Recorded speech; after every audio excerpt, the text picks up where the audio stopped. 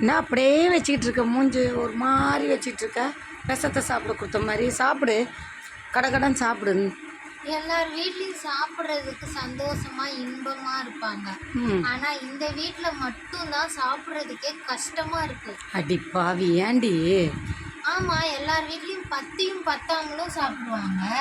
ஆனா இங்க இவ்வளோ சுட்டு வச்சு சாப்பிடுறதுக்கு கஷ்டமா இருக்குது. ஒரு அளவு சாப்பிட்டாதான் ஒரு பொருள் மேல விருப்பம் வரும். இப்படி குண்டா ஃபுல்லா சுட்டு வச்சுட்டு ஒருத்தையே சாப்பிட்டு, இந்த குண்டா இல்லை நேற்று, அதை விட மாவு அதிகம்.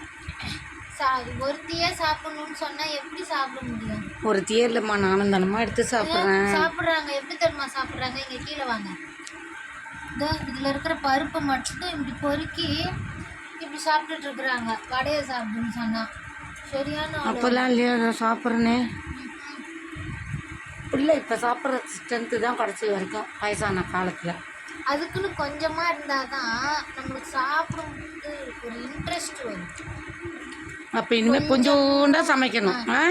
சில பேர் இட்லி மோண்டு மாவு பிசைஞ்சு, சப்பாத்தி கூட மோண்டு மாவு பிசைஞ்சு 2 உருண்டை போடுறாங்களே, ஆளுக்கு ஒரு சப்பாத்தின்னு. அந்த மாதிரி போடணும். நம்ம வீட்டில் சப்பாத்தி கூட 2 நாள் கிடக்கும். கடந்துட்டு கீழே குப்பையில் போகும், காக்கா தூக்கிட்டு போவோம். அழகா காக்காங்களுக்கு சேர்த்து சமைக்கிறேன் விடு. ஓ, அப்போ இதை கொண்டு போய் காக்காக்கே வை. அதான் வச்சுட்டு வந்தல காலையில் ஒரு 10 வடை. தூக்கிட்டு போய் வை. வைக்கும்போது எடுத்துருக்க வேண்டியது தானே.